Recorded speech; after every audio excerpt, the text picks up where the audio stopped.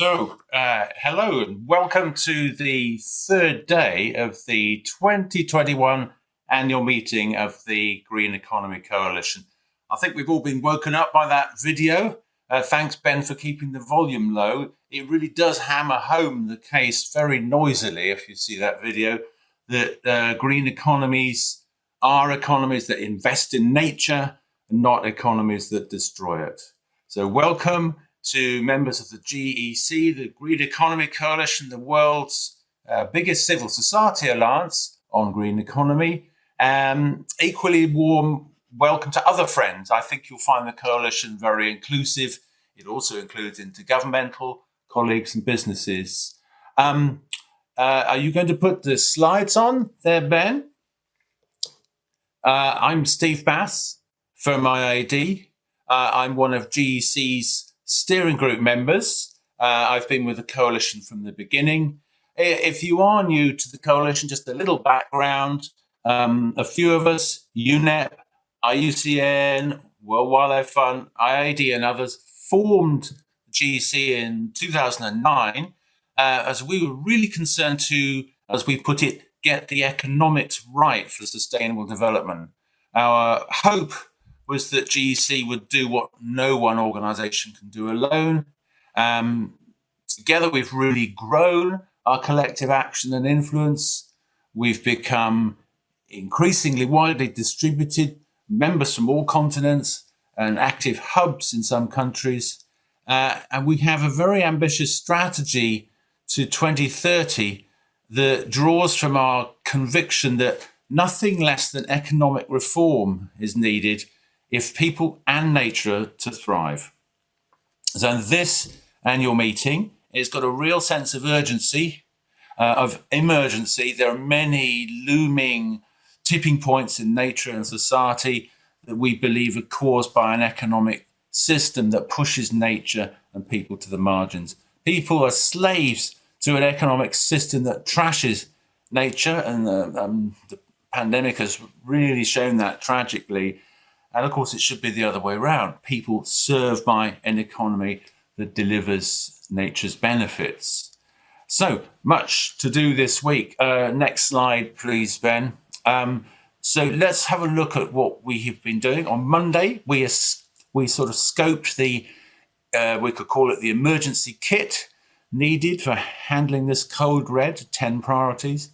Yesterday, we saw how inequality sustains brown economies, exclusive economies, and we explored the idea of us driving and embedding a new form of social contract, eco-social contract, work to do over the next year.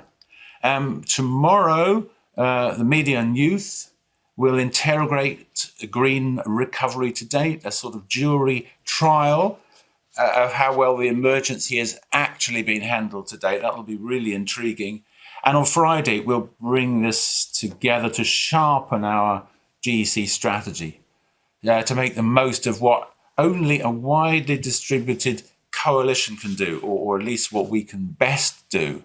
And we've also got many side events you can see there, many of which are quite informal, and you're free to pick the sessions that matter most to you.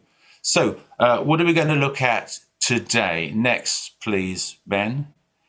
Nature Day. Our overarching question is how to catalyze a nature positive economy by 2030. We've got a sense of a deadline. I think those of us in this meeting, we know that green economy is about people and nature thriving together. We know that nature is the foundation of every economic sector, every resilient community, every productive livelihood, and every individual's health and well-being. We know nature is positive for every SDG, and we've got great evidence, all of us together, of what investment in nature can achieve for people and economies. Huge multipliers in jobs, in material security. And between us, we also have real evidence of the economic consequences of degrading nature. We know that our economic system is nature negative or nature blind at best. we know we can't go back to business as usual. We must catalyze intelligent system changes. And there's now a little more policy space for this. We'll talk about that today after Glasgow with deforestation, after Kunming. And there's fiscal space too in the country's recovery packages. And the UN Secretary General has said that COVID recovery and our planet's repair are two sides of the same coin. So we have to be quick and focused in engaging with these sort of entry points. And we must think money too, investing in COVID recovery, lots of money there, but it must also mean investing in nature and in reversing its degradation. Probably none of us in this meeting have the finance or the mandate for filling the 4 trillion by some accounts finance gap for nature. But what can we do to catalyze change? And we'll talk about that today. So we're going to cover 3 things in this session. First of all, we're going to take stock of the state of nature and the economy. And we're really pleased, perfectly positioned for us. Juha Sikimäki, IUCN's chief economist, will help us here. And he'll also take stock of the key policy messages emerging from the recent IUCN meeting and various COPs. Then we're going to reflect on the GEC's and members' work on nature and green economy. And we've got Martin Locke, the executive director of the Capitals Coalition, and Jyotika Goswami of Development Alternatives in India, who'll give us a sense of progress made and the gaps and opportunities. And then Najma Mohammed from GEC has been synthesizing the views of many members and friends, some of whom have been blogging for GEC on this subject. So that's a kind of stock taking. And then actually, if you, next slide, please, Ben, that would be useful. We are then going to identify how to catalyze a nature positive economy by 2030. There's some ambition. And we're going to do this in small groups, previous slide, where we will firstly share what are the opportunities for accelerating and scaling up investment in nature.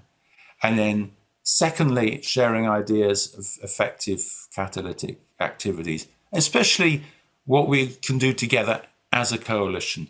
We're going to be automatically divided into groups, the same people for each of these 2 short sessions, and we've got facilitators organized to help us navigate these 2 questions and use the Jamboards. If you've been with us the last couple of days, you know how to use this simple technology. All of this will feed our evolving GEC strategy and give it more urgency and give it more focus. And now last slide, just to illustrate here, we are also going to feed into a declaration from this meeting. This isn't it. This was the sort of framing to help our colleagues collect material from it throughout the week. A few of us are working throughout the week to do it, and we'll bring in today's conclusions on nature.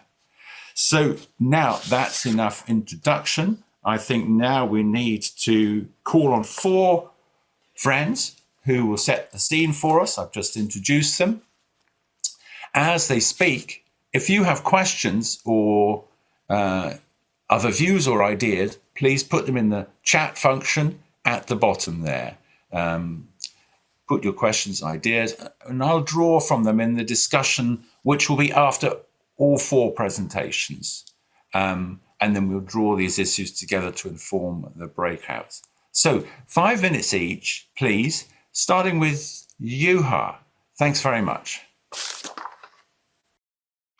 So thank you, Steve, for that introduction, and thank you so much from IUCN and from my side for inviting me to this panel with my distinguished speakers. Steve, you already laid the groundwork here for what we want to cover in this session. But let me just second the fact that the pandemic here provides the backdrop. We know that the economic consequences of the pandemic have been severe.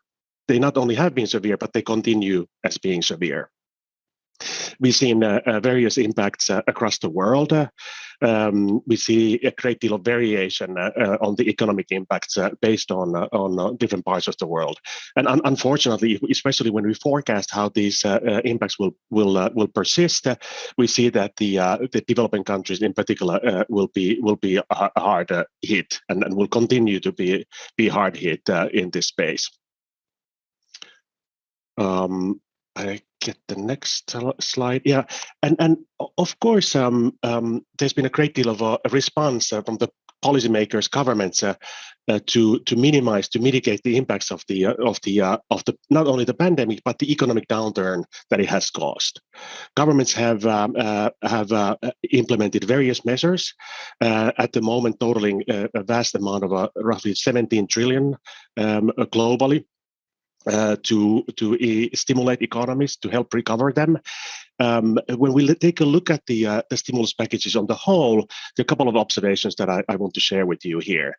First is that despite the large sum of stimulus package, much of that goes into liquidity measures, kind of keeping the economy afloat.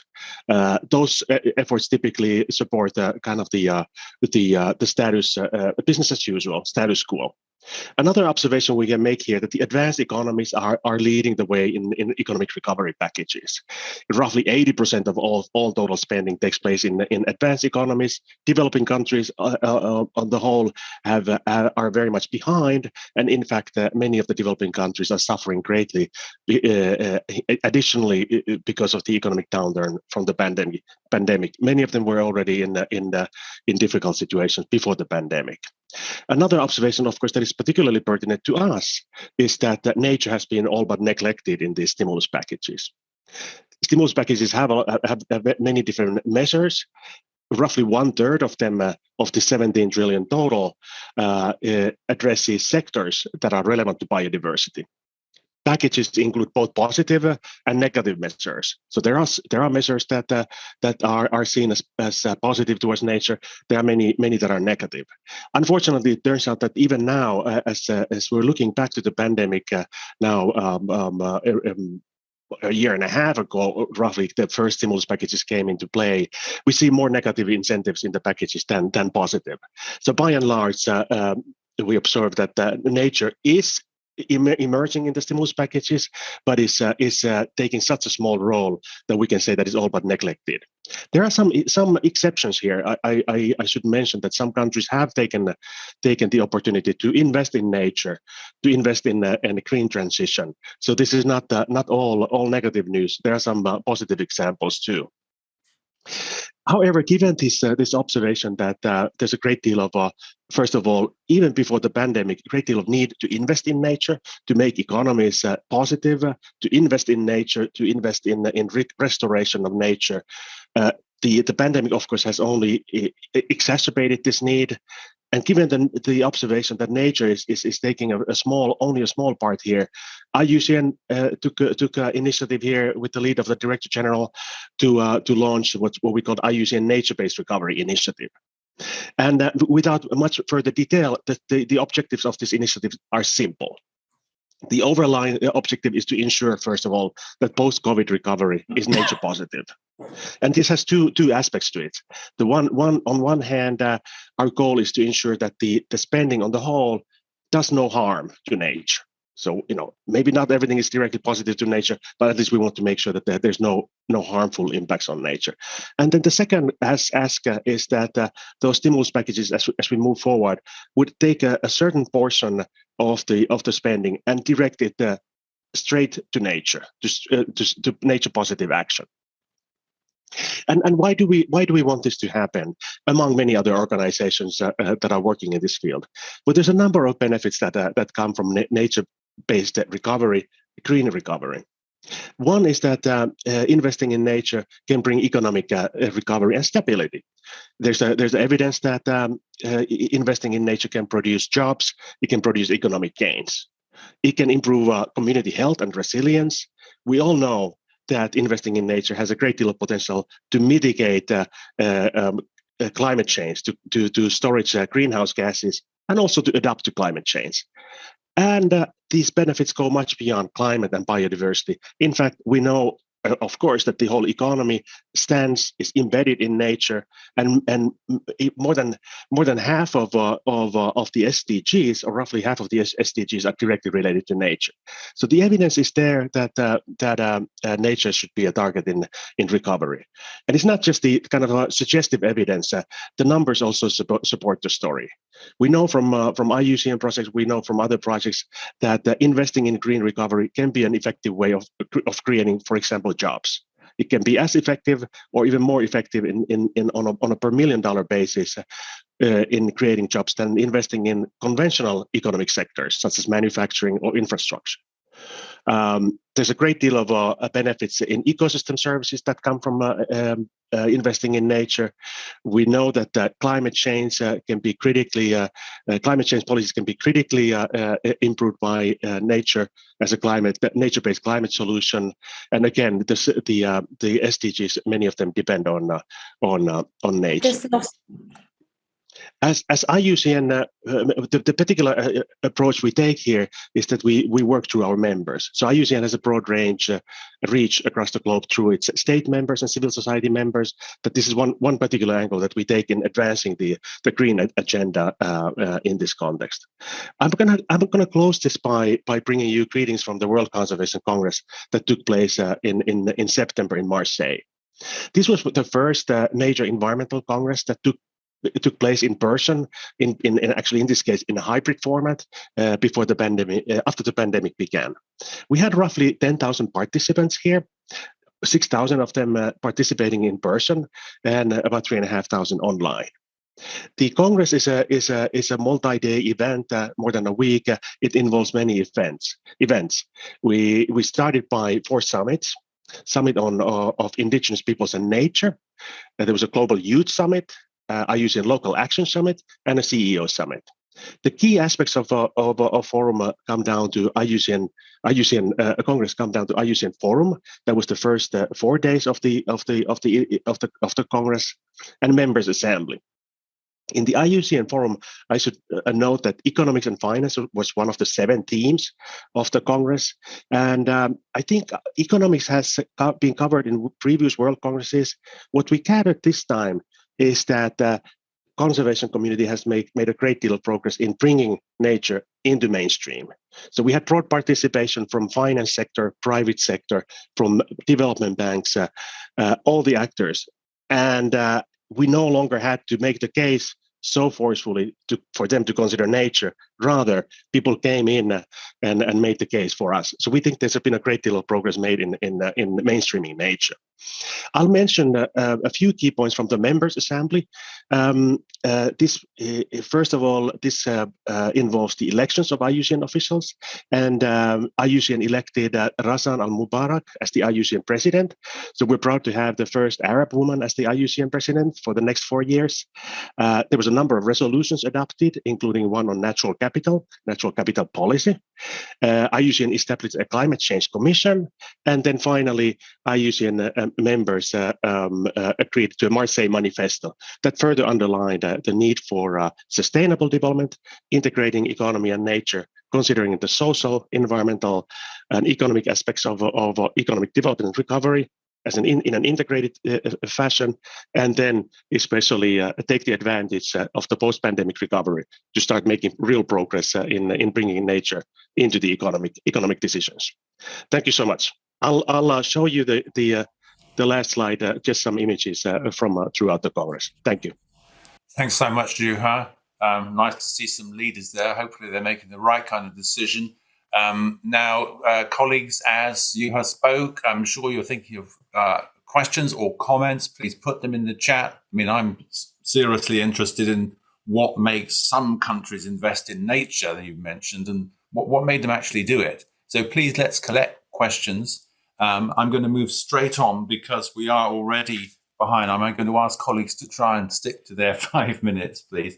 I'm going to move straight over to another member perspective, Martin Locke from the Capitals Coalition. Thank you very much, Steve. And sorry that I already went on with my first slide. But let me first introduce myself and who I'm talking for. I'm talking on behalf of Economics for Nature, which is a 6-year program led by the Green Economy Coalition in collaboration with WWF France, the Green Growth Knowledge Platform, and the Capitals Coalition. My name is Martin Lok. I'm the executive director of the last partner in this endeavor. And Juha already presented quite clear that there's a problem between nature and the economy. Nature is not included in the economy. We as Economics for Nature are quite aware of that already for over 6 years. That's why we are collaborating on a joint vision to create an economic system that restores nature instead of damaging it. And our joint mission is to put nature, natural capital, at the heart of the economy and of economic decision making. So that's what's bringing us together. And what I will do is talk you a little bit through some of our lessons and learnings. First of all, putting the nature and natural capital into the heart of the economy sounds easy. It sounds also logic, but in practice, it's quite a struggle.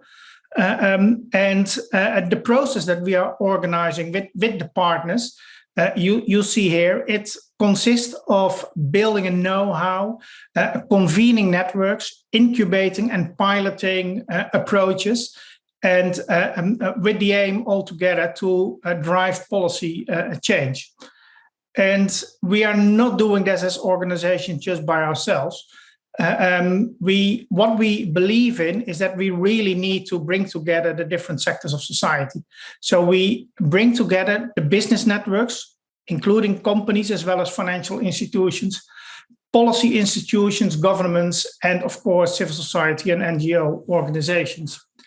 So having said that, mainstreaming nature into decision-making, that's kind of the CBD negotiators speak, the government speak for integrating nature into the economy, is rather a challenging endeavor. And at the Capitals Coalition, we are a global coalition that has come together to really embed the value of nature and people into decision-making. So we very much are linked to the different steps here in this figure. And let me just mention a couple of the things we are doing. So one of the great challenges is that we really have to change the math, is the wording that we are using. We have to change the way how we are accounting and measuring for success. And to work on that, as Capitals Coalition, we collaborate with businesses, the World Business Council on Sustainable Development, the Value Balancing Alliance, as well as with governments, with the UN Statistical Department, for example, or the EU in groundbreaking projects to come to a standardized way of understanding value. Sorry about that. But we have to change the conversation. And there are many crucial moments at this moment where audiences come together. Just a couple of weeks ago, COP26 in Glasgow. In January, important meetings in Geneva for the CBD. And this week, besides the annual meeting here, also the EU Business and Biodiversity Summit that is coming together at the EU level. And at all these events, we bring our collective message to the table. And not only through Economics for Nature, but as Capitals Coalition, we collaborate, for example, with business in the context of a Business for Nature coalition. We'll speak on that a little bit later. Another important element here is if we want to change the conversation, we will need to build the capacity and help educate people and organizations so they have the knowledge and the skills to really start bringing nature-based solutions to the green economy. And last but not least, we need to change the rules of the game. This is all about regulations and incentives. And just this morning, I had a talk with a couple of our partners, and the stunning figure in one of the recent reports of $1.8 trillion that at an annual base is pumped into the economy in the form of nature perverse subsidies and incentives. So $1.8 trillion every year.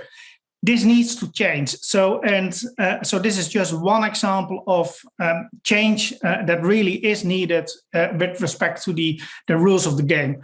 Also, there really is a need on increased regulation. The other day, I was moderating a panel with business representatives on changing the accounting and measurement of success. And when I asked them at the end, give me one word, please, on what really is needed, the majority of the answers from business was policy and regulation. So moving ahead, what is bringing us also together in the context of economics for nature is a firm belief that what we really need is system-wide change. So and you see it here on the slide, a lot of times we see disconnected green economy national plans, but what we really need are national strategies that bring all the different bits together. We have so many siloed global institutes as well as national ministry, and sustainability and well-being for all really needs connected institutions. Then, of course, what we need is civil society organizations also to collaborate. So many civil society organizations all advocate for their own audiences and with their own message, but a joint force usually is working better. The same goes for businesses. I already mentioned Business for Nature, which is a new initiative since 2019 that is bringing together the voice of business to advocate for more ambitious nature policies, because nature is everyone's business. I don't know whether you saw my subtitle on the presentation, but this is the slogan of Business for Nature. Nature is also business for business itself. So moving ahead on this, Business for Nature really is successful over the years. More than 1,000 businesses globally are now advocating for more ambitious policies. Businesses from 65 countries with a total revenue of $4.7 trillion US dollars. And they are calling governments to adopt ambitious policies now. And I've heard several times over and over again after the negotiation rounds and the meetings in the context of the CBD, that people came to us from NGOs or from businesses, as well as, of course, from governments in the context of the IUCN Congress, among others, where they said, well, it's strange. Business seemed to be more ambitious than a lot of the countries. And this is, I think, one of the big successes of Business for Nature, that we are now bringing that to the global stage. Just a couple of the recent recommendations here on the slide. I won't go into detail of all of those, but what you see is they really mirror the need to have systemic change that also is voiced out by Economics for Nature. And we are now preparing an update of the policy recommendations, and the two key things that really stand out where businesses say, hey, we need stronger policies. And business have said this in the context of a consultation that we just have run with over 70 businesses worldwide, providing input to us. And the two key elements that are really advocate for is to create mandatory requirements and also support for business to embed the value of nature into their decision-making processes. So get nature into the accounts, to put it very simply. And the other element is linked to the 1.8 trillion I mentioned before. We need to eliminate and redirect harmful subsidies and economic incentives. So you see 8 different recommendations here, in addition to the two that I mentioned. If you go to the Business for Nature website, you can find all the detailed information, or you can send me a message through Slack or through email here. Steve, over to you. So thank you very much, Martin. Change the metrics, change the conversation, change the rules. We need to be catalytic. I think you raise a good point. There are a lot of mainstreaming lessons we could learn from. What are the right entry points to government? to business, to civil society. Now, any colleague who has more than 3 PowerPoint slides is always going to find it a challenge to fit within 5 minutes. So I'm going to move straight on to Jatika to see if you can meet that challenge, Jatika. Thank you. And colleagues, please you're making my life too easy. You need to put some questions and comments in the chat. Thank you. Okay, great. So I'll try to keep this within 5 minutes. So my presentation is all about what my previous speakers have already talked about, putting nature at the heart of the green recovery. So I'm here presenting from the country perspective from 4 countries, Brazil, France, India, and Uganda. So as you already know, the nature-based recovery is the talk of the hour. And there is a growing consensus on the need to include green spending and other green measures in economic recovery packages. Green spending beginning to shape COVID-19 stimulus and recovery packages, but many of these are carbon focused. Most green recovery spending still underinvest in nature, even though nature underpins our economies and societies. This work, coordinated by the GEC and IIED, was undertaken by the 4 country partners, France, Brazil, India, and Uganda, and they have assessed their COVID stimulus packages and to identify how nature is being integrated in economic decision making. So the objective was to combining analysis and analysis and advocacy. The work aims to identify nature positive and nature negative recovery investment, understand the processes that drives these economic decisions. The national analysis foundation for advocacy and draws general lessons and makes recommendations for how countries can sustain and conserve natural capital in COVID recovery. And country partners are seeking to influence pandemic recovery plans and mainstream natural capital in COVID-19 economic decision making. So though this 4 country analysis is already been undertaken, and there is the report, there's a synthesis report which is being coming out in the next month. I am just giving the analysis and the findings of the Indian recovery package, just to showcase on how the countries are really looking nature at the central point. So here you can see in the diagram that in India, the recovery package, the COVID recovery package, it shows that 18% is positive natural capital, but 24% is negative. 39% is actually is ambiguous because we couldn't really find out that whether it will have a positive or negative impact on nature, and 19% is actually very neutral. At the same time, we also have analyzed the next year budget, that is 2021-22, and there it shows quite a good progress. And here India has the intention is that 50% budget is actually for positive natural capital influence, and 1% is negative. 26% we could not make out, so we have put it as an ambiguous one, and 23% is showing the neutral.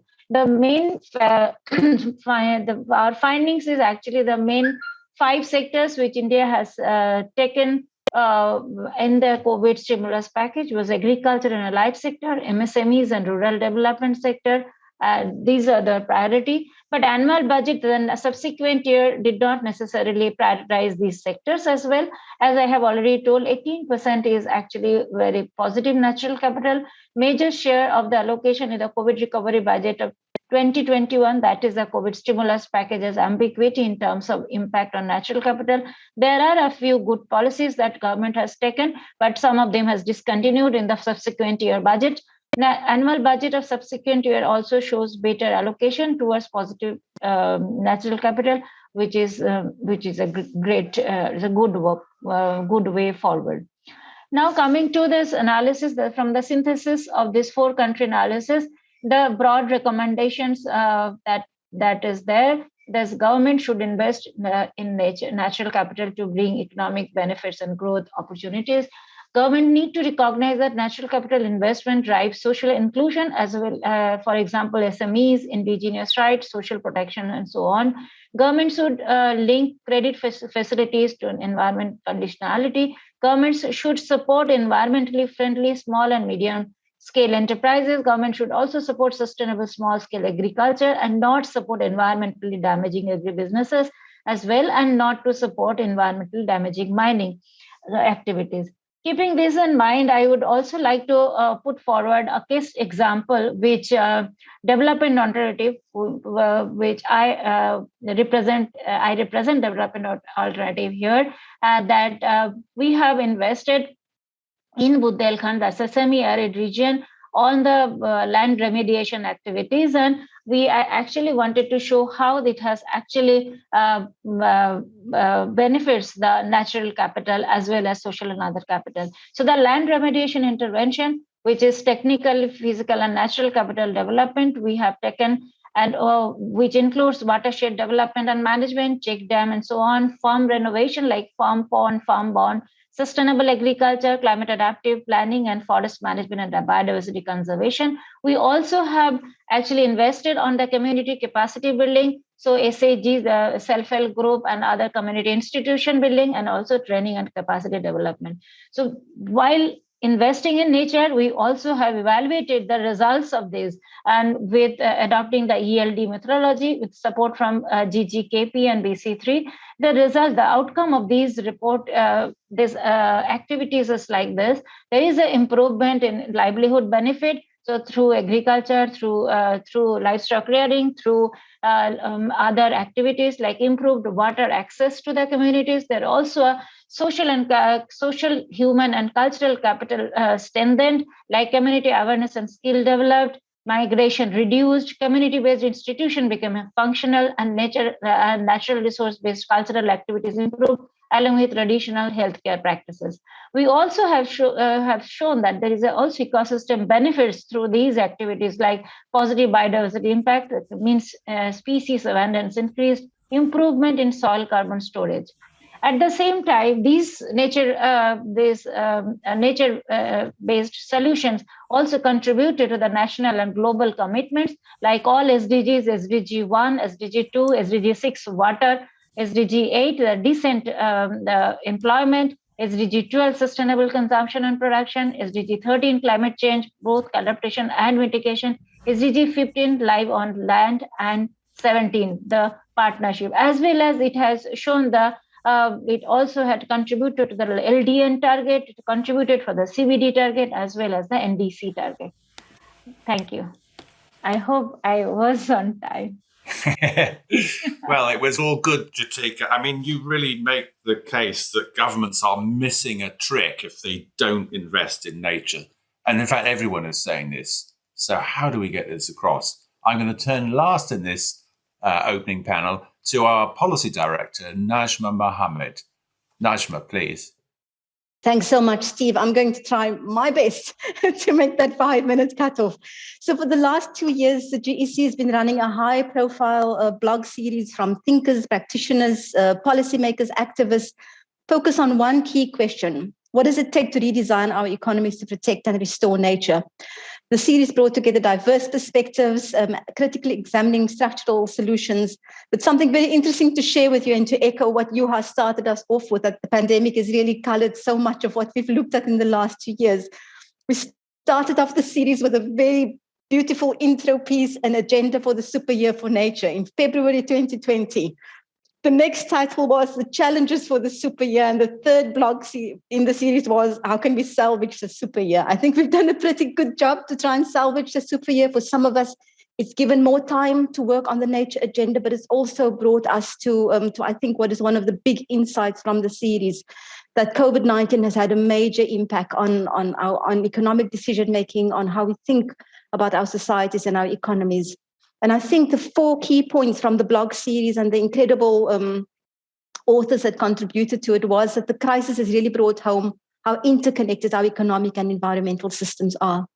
It's shown us that the scale of economic recovery and spending does give us probably, I think, a once-in-a-generation opportunity to reconfigure our economies. We're not likely to see this amount of public finance available, I hope, in the near future.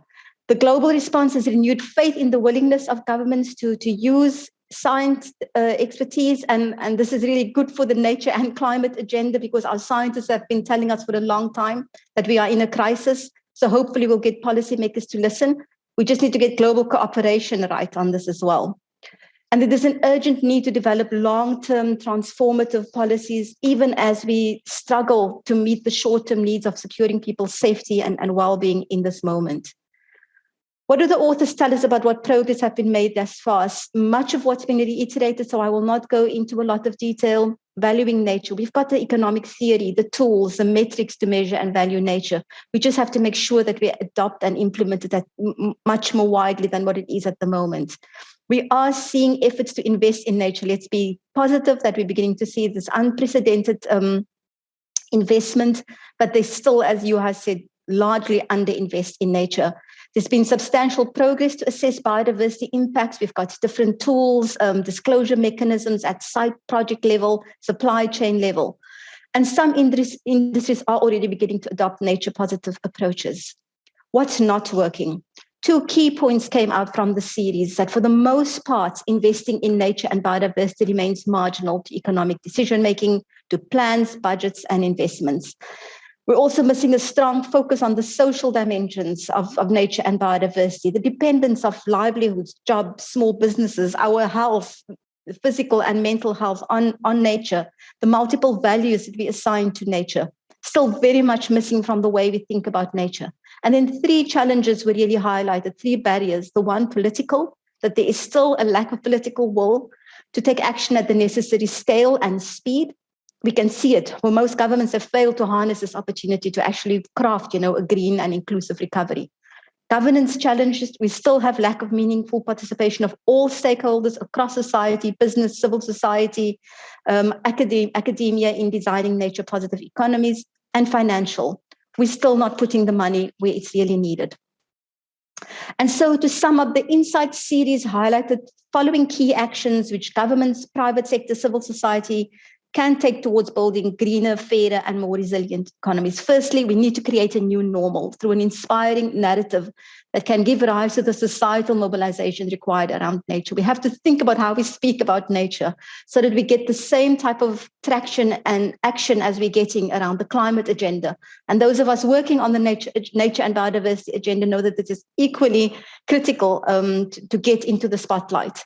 We need to build a clear vision for biodiversity and an international political strategy. And here we have our best hope, which we hope we can elevate to the Paris Agreement, is the moment next year when we reconfigure and design the global biodiversity framework together. And it's perhaps COVID-19 has given us the time to get more voices, more impetus into really developing a robust vision for the next 10 years. We need to change the rules of the game that are driving our economies by implementing green fiscal reforms, not at the margins of our financial system, but at the core. We need to make nature's value visible by mainstreaming full cost multi-capitals accounting, just as Martin has said, and also adopting inclusive wealth metrics. We understand the dependence of our economies on nature, and now we've got to put it on the balance sheet. We need to generate additional resources, make public money work harder to protect public goods, and then use a range of tools to unlock private capital. A number of blogs went into some of these tools: tropical carbon tax, debt for nature swaps, nature bonds, blue bonds. So I would encourage you, I hope this has given you a taste to whet your appetite for what our wonderful authors have been sharing with us over the course of the 2 years. Number 6, enhance the effectiveness and efficiency of natural resource use to focus on transforming sectors that have a direct impact on nature. Here we need to have, major shifts and changes at scale in our agricultural sector in particular, but also other sectors that impact on nature. And the last one, which are in my mind and for the area of work that I work on, is enabling an ambitious, just and inclusive transition, really to create a shared vision of a nature positive future through inclusive participatory processes and multi-stakeholder dialogues. So Steve, I'm not keeping my eye on the clock at all. I haven't seen any indication from you, but I think it was my pleasure to share with you the the incredible insights from those 30 plus voices that have been sharing their passion, their views, their knowledge with us over the last 2 years as we've tried to keep the drum beating for the nature agenda. And I invite you to visit the Green Economy Coalition website, read the blogs, and if you'd like to contribute to them, we haven't closed them yet, please drop us a line. Thank you, Steve. So thank you very much, Najma. I mean, there's a lot of collective wisdom there in what you've drawn together, and in the 4 panelists. It's pretty clear we know what needs to be done. Now it's a question of combining that evidence and really getting it done. But there are some questions that if we can take just a couple of minutes to bring to the panel, I think that would be helpful. So I've got one here that came from Barbara Tambirweki. Martin, how can we influence policymakers to integrate natural capital into economic decision-making processes, especially low-income countries that are struggling with debt? So I'm going to put that one to you, Martin. How do we convince people when they're struggling with debt? There's one from Chris West. The ambition of businesses versus national governments.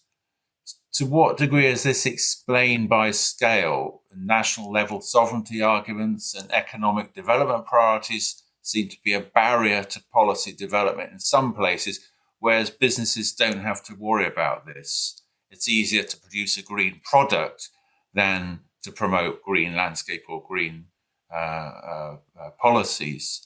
So how do we move a sort of sector-wide commitments? Maybe someone might have comments on that. I'm just going to put those 2 questions to you and just ask if anyone would like to respond. But I will go to you, Martin, on the question of low-income countries struggling with debt. How do we convince them? Yes, so this is a very prominent and important question, and it's not an easy question to answer, but I will highlight 2 potential directions. One, of course, is that if there is debt in a low-income country, in a lot of the cases, there's also biodiversity at risk in those countries, and they are depending on biodiversity for their well-being and economic development. So in those instances, organizing a swap between debts and investments in nature conservation could be a part of the solution. So there are several dialogues and discussions and even programs in this direction that are on the table. I think my other reaction to this is how can we convince policymakers to bring nature more into the core of their development agendas. I think an important element there is to bring business leaders to policymakers to advocate for the importance of nature for their businesses. So one of the things we are doing with Business for Nature is we are having throughout the year bilaterals with the negotiators, and we bring business leaders from the specific countries to that table. And one of the key outcomes of that is that usually there are several policymakers saying things like, oh, I didn't know it was that relevant, that important for business. And I didn't know that you're already doing all these things you're doing in order to change the way how they are using nature. So this conversation between business leaders and policymakers really can help to put biodiversity a little bit higher on the agenda. Over to you, Steve. Yeah, that sort of begins to answer the other question about can we combine business movement in particular products and national landscape-wide change. Did anyone want to address that other point from Chris West? Someone's nodding. Yeah. Steve, may I jump in? Sorry, yeah, Juha, please. Oh, thanks. Go ahead, Juha. Thanks, Najma. A quick comment on also following up on Martin. One clear need here is to bring in nature into the headline indicators such as GDP. And this is exactly what we want to do with natural capital accounting. So I just want to mention that. Now thinking about businesses versus countries, I do think that it's really encouraging that businesses are taking, many businesses pioneer in making commitments to nature positive future. At the same time, we know that there are many businesses that are not necessarily doing that yet. And the same, I think, does go for countries. Countries are already doing quite a lot of investment and work on nature in a nature positive fashion. They've been doing this for many, many years, investing in conservation, investing in reducing their impacts on nature. It's just that the totality of the country's actions, as we look at where the money flows, is still negative. And I'm not sure. So I don't think we should lose sight here when we look at the recovery packages by thinking that countries are doing nothing towards nature. I think it's great. It's certainly true that they're doing quite a lot. It's just more is needed. And I'm not quite sure whether we can even say the same, whether we have the knowledge about the business world. What's the totality of the impact? I would think that maybe the totality of the impact from public sector and private sector may be net negative on the whole. At least when we take a look at the indicators such as a red list of species that keep declining as the economy grows. So more might be needed to make any strong conclusions there. Thanks. Yeah, that's interesting. Recovery packages aren't the only thing countries are doing to support nature, but maybe we should be looking at what they are doing and saying, let's have more in the recovery packages. Just make the case.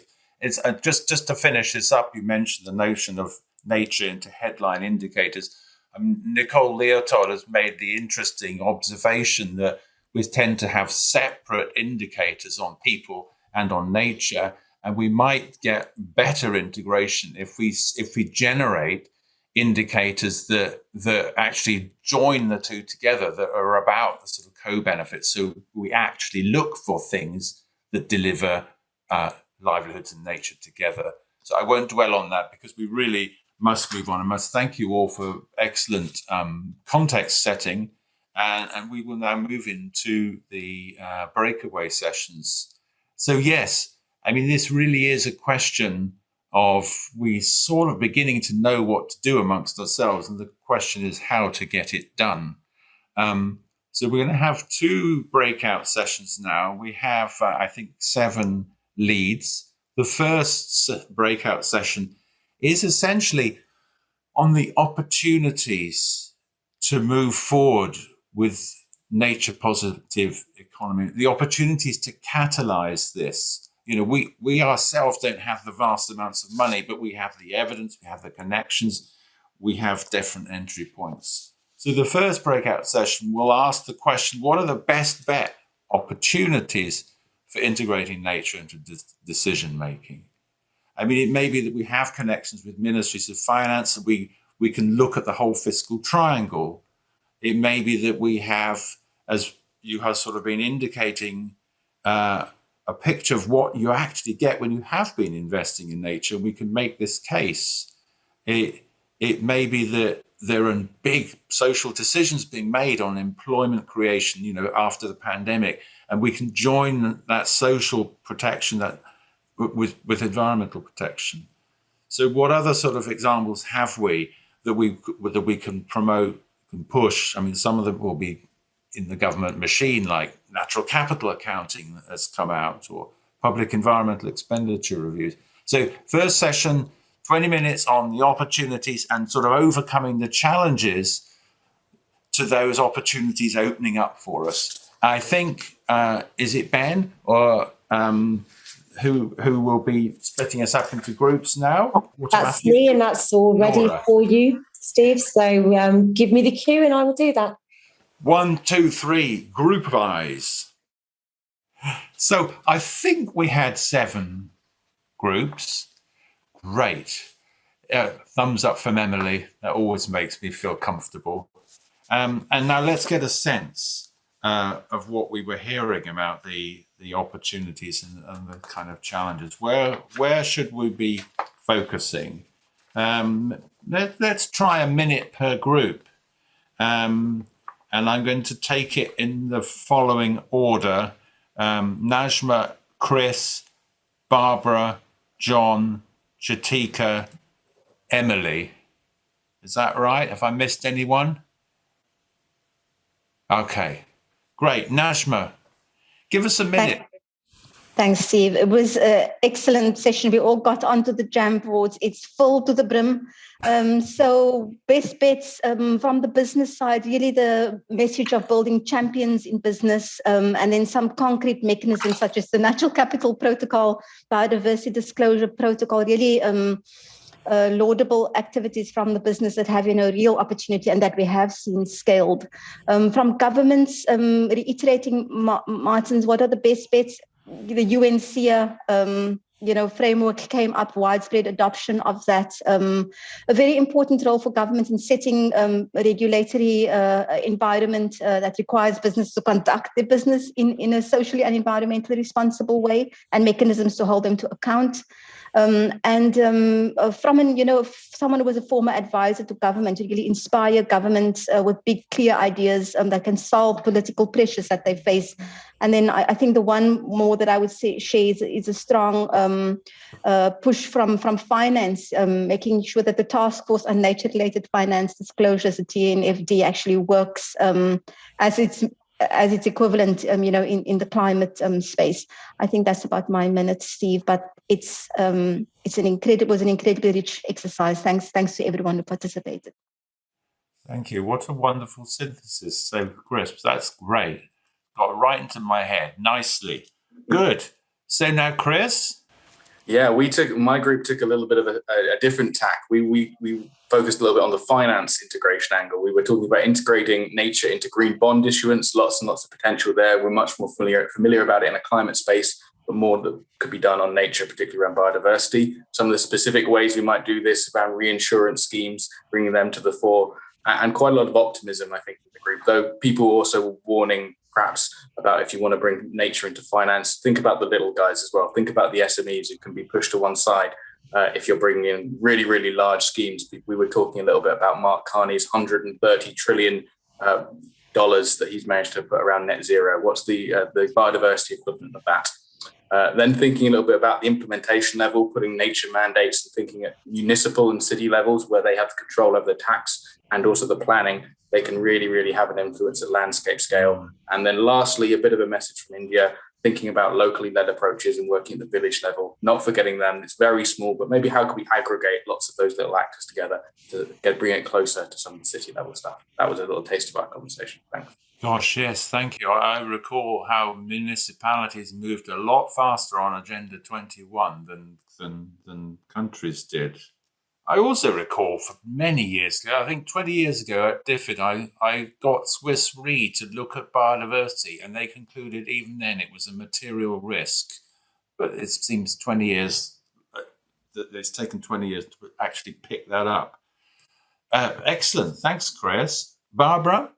Our group was very, very interesting, and we focused a lot on government examples. We talked about the need for indigenous people to be recognized as key stewards of the environment. Their participation is key, and we should replicate how they have preserved the environment over time.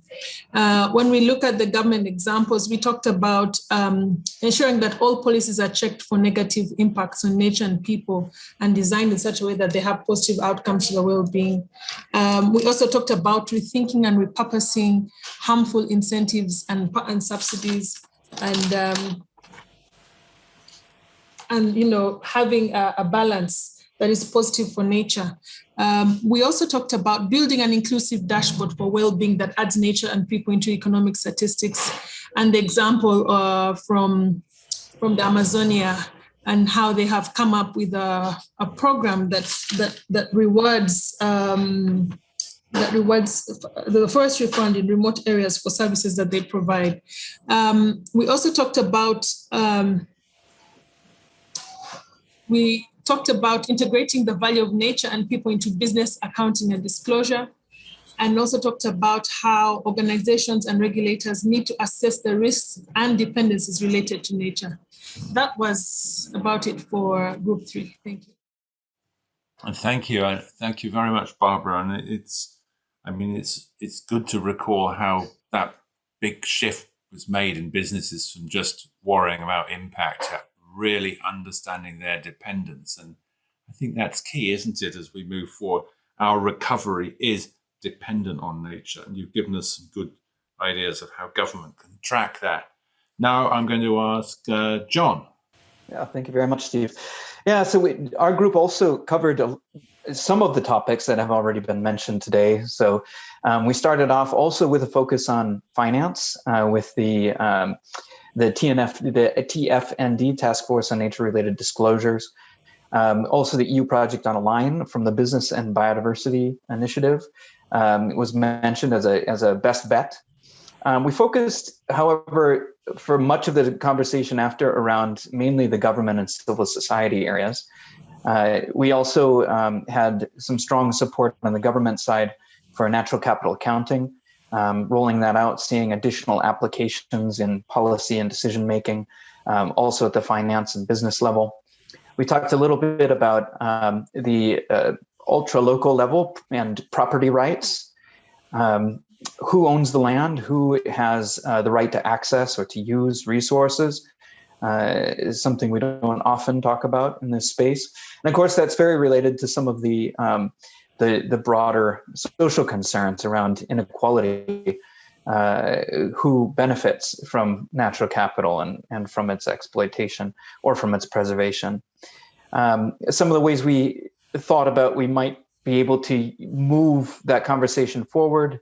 One was around sustainable use. So the hunters, the fishers, some of the folks that we may not all see on a day-to-day basis or speak with, and may start with the assumption that they're against the environmental agenda. Well, maybe they could be brought into this too.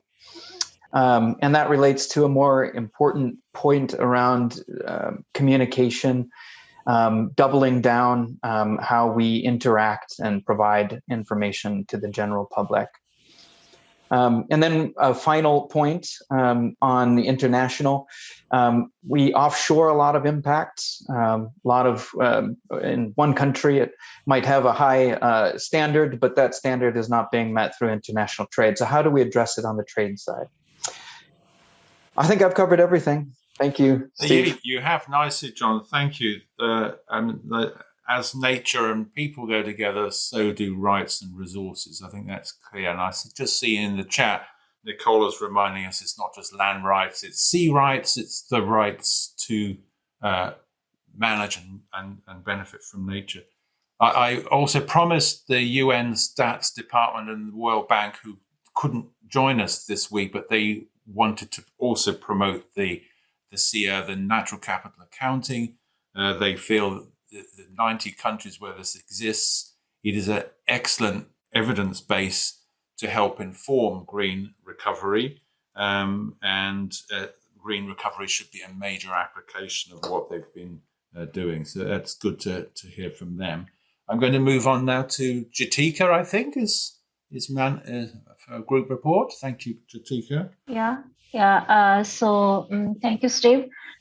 So a couple of the examples that was being discussed in our group is the best bet. Like there is an example from Uganda, Costa Rica, and Guatemala, where Uganda, they are linking the national parks into sustainable tourism as a part of the green growth agenda, same as Costa Rica and Guatemala. But there are also some of the failures that has come out, like in Australia, there is an offset of biodiversity, which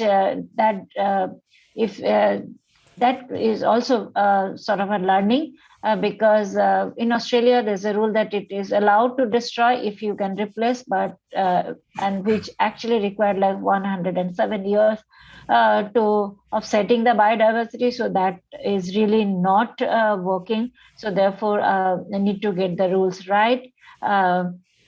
There is also the World Bank Policy Forum, who are actually promoting for accounting, wealth accounting, and natural capital accounting, and that should be taken as a government, taken into the government policies in all countries across. There are a couple of good examples, like the World Economic Forum. They have their strong work on biodiversity risk assessment while they're having any sort of infrastructure in place. So that's an example. And there's also many types of finance. A microfinance for local level is also required. The civil society needs to be, civil societies should take a driving role to actually lobby for these, green accounting for government policies. I think that's all, and not much discussion. Thanks, Jatika. And I think you raise a very key point on risk. These days, everyone's looking at risk, whether you're a wealthy person behind the World Economic Forum, or you're an indigenous person, or your government. So maybe that discussion of biodiversity and risk will help to galvanize people to work together on this. Now, I think it's Emily. I believe you're the last reporter, Emily. Thanks so much, Steve. Okay, so 5 points that we sort of clustered around. The first one is institutions, the role of institutions in driving nature and natural capital into all of decisions and shoring up the roles of those institutions, particularly post COVID. The second one, really interesting example of HSEC actually getting involved in screening stocks for biodiversity impact.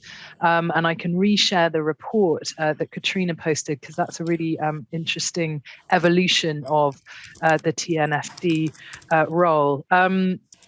Thirdly, really the importance of working with businesses and corporations at the strategy level to make sure that their product development work is far more alert to nature and natural capital. So really interesting examples coming in from mining companies in South Africa, which I was surprised by. So, hopefully, even the bigger corporations are starting to look at their impact and their dependence on nature. Fourthly, the role of solidarity between the sort of stewards of nature. So really working with farmers, and interesting examples coming from Germany, actually, a sort of movement of eco-farming emerging. And what is the role of that as the stewards of nature, and how can we best support those kind of solidarity movements? And then fifthly, education, making sure that nature and natural capital and biodiversity are embedded in our educational systems so that it comes very naturally to us at every level. So that was our 5 points broadly. Thanks very much, Emily. I mean, I think we would all recall that eco root, economics, ecology, home. Eco is our home, and yet ecology and economics are 2 completely separate things. We need to bring them together, as many indigenous peoples do, in our education system and in our understanding of stewardship. That's terrific. I think if there's another group, shout. I don't think there are, but that is a wonderful sort of conspectus of the kinds of areas that we should be engaging in as catalysts, because that's all we are at the moment. GEC and most of its members are catalysts. We're going to go to another breakout session, which will be talking about from this kind of diagnosis to the sort of action we should take. Now, we really want to think about what we might do as the Green Economy Coalition, maybe as members, but particularly as the coalition jointly. And just to recall the sorts of things the GEC does is engaging decision makers. It's working on kind of metrics. It's working on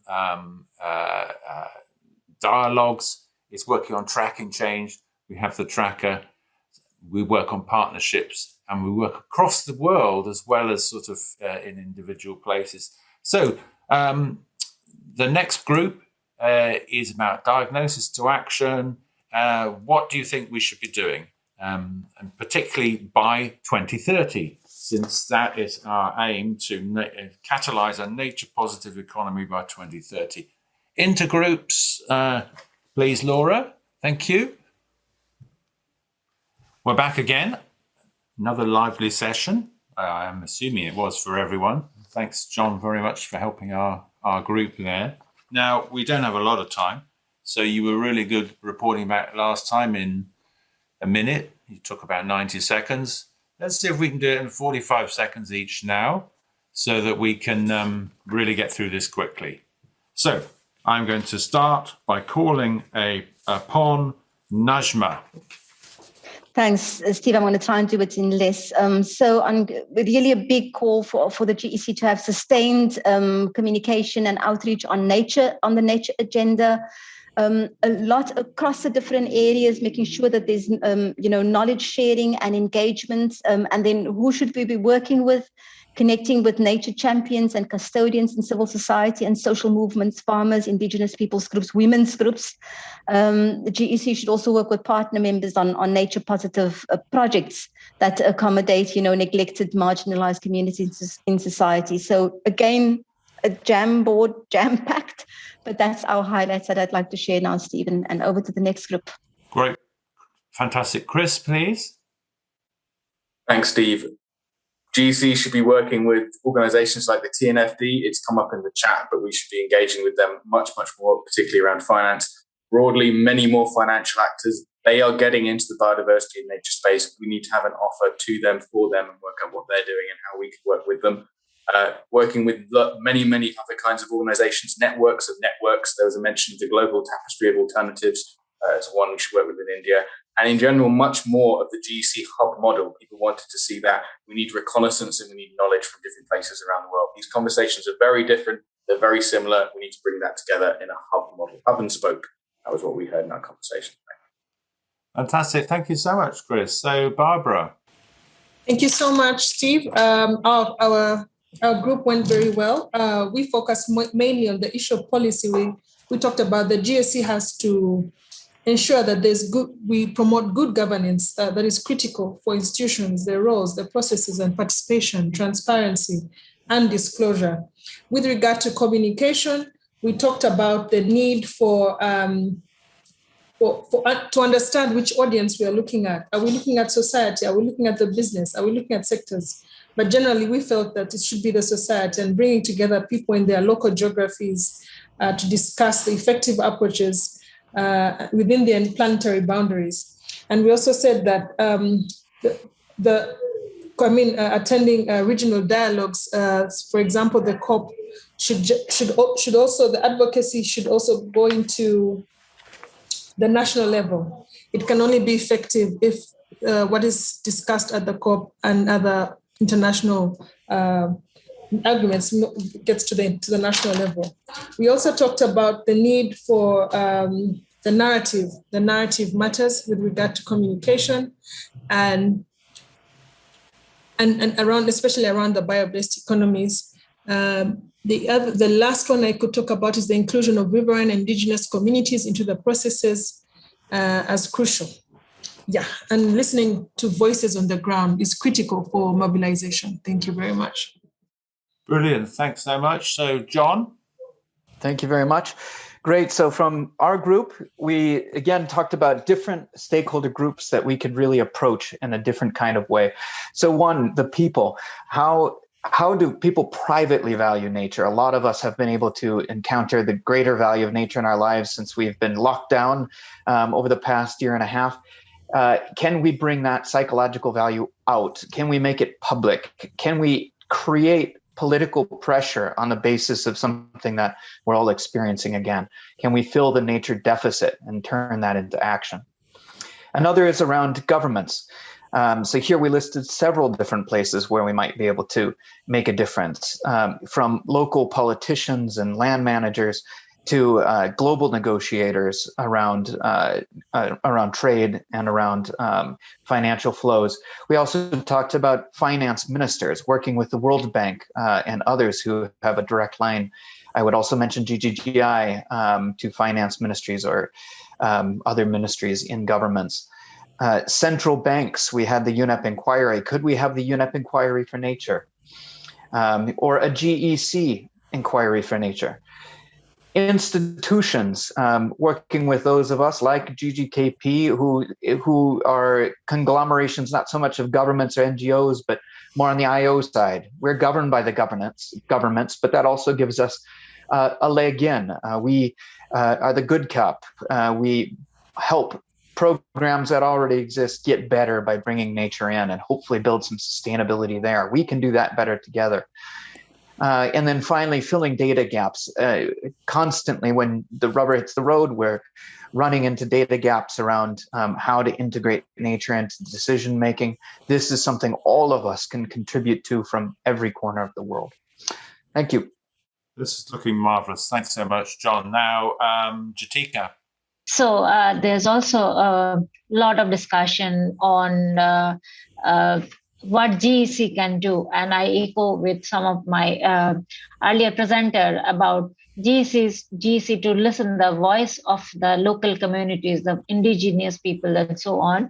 That's the number one. There should be a space that can be generated by GEC where all the communities, all the stakeholders, the communities, the financial institutions, CSOs, government should actually sit and discuss this nature into the main agenda, where communities can actually represent the nature itself in this space. There should be a compilation of the good case studies across the world, which can then be an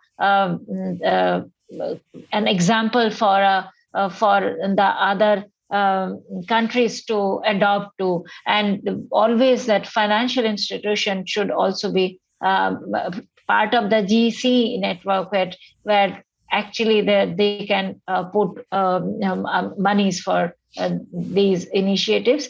There are also work with National MSMEs Association and private sector voices are seem to large companies, multinational, and the inclusion agenda means that more networks need to work.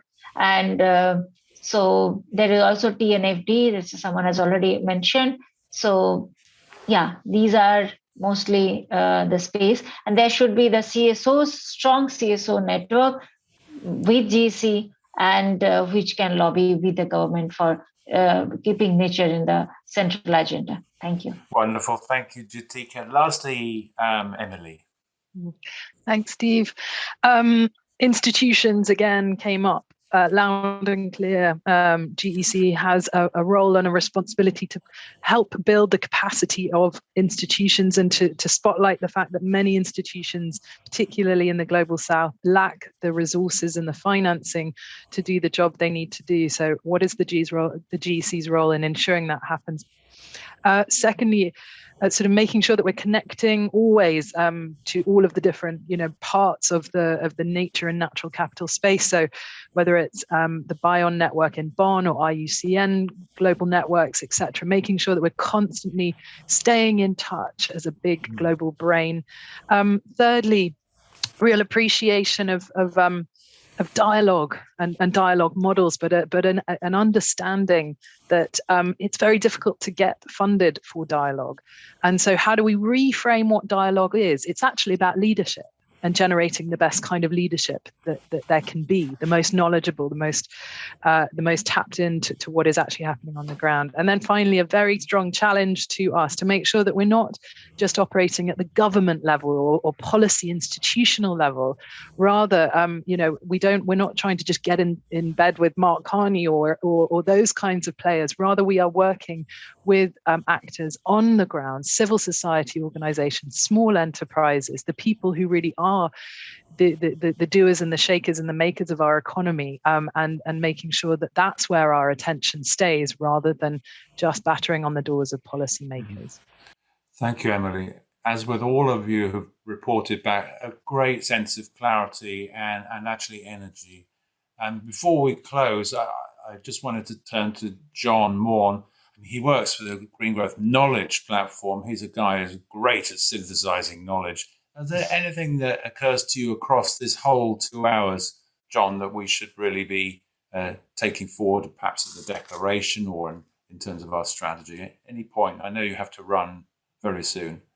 Well, there's so many, Steve. It's rich. I've been rifling through notes trying to capture the many concrete points that we've come up with today. So I won't pretend that I'm able to summarize all of it. But some of the next steps that I've certainly heard, and others will fill in the blanks because I won't hit everything. I just building on Gatika just a bit ago on cases. How do we build cases? Let's let 100 flowers bloom. Let's get more projects out there and let's find the successes. Let's do some more impact assessment as well on tracking how nature approaches are helping us shape decision making so that we can show how to use it and make a convincing sale of this approach, a convincing pitch to all of the stakeholders that each of us engages. I think some of the initiatives, the GEC declaration, we need to get behind it and see how to bring today's conclusions in there. Loved the idea of the IUCN Nature-Based Recovery Initiative. Can we support that? We've mentioned the TNFD several times. How can we put together a broader effort behind that so we can really get land nature in finance and get that system moving in the right direction? E4N's coming to an end this year. Can we do an E4N recovery? Economics for Nature. Economics for Nature, which Martin Locke presented so ably to us all earlier. How can we build on this effort of integrating nature into green growth and make it valid for the post-recovery era? Also, I think, let's get concrete. We talk about integrating into policy. What does it mean? Which policy process? How do we get into budgeting? Who's making the regulation or the policy? Let's be specific about which policy process we can engage. And again, let's explore them all and get those cases flowing. Same with financial decision-making and financial measures. We also need to know how to do this as a community, so we need to get some guidance out there. I want to bring up Martin Locke's point on changing the math. So we do have a lot of information on measurement right now, but let's continue to try to get the measurement right, and in particular data. Let's work together on data.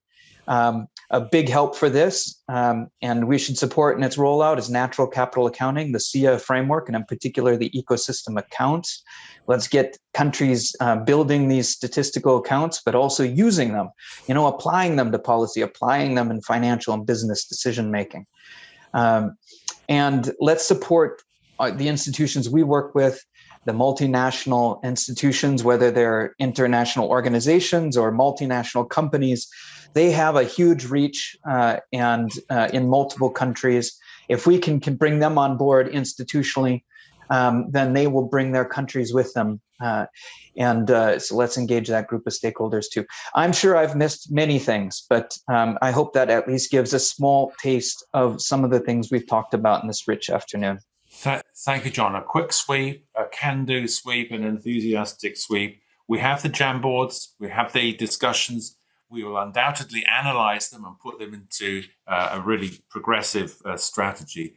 So I must thank everyone. We really, in that process, have confirmed the GEC communications and narrative role.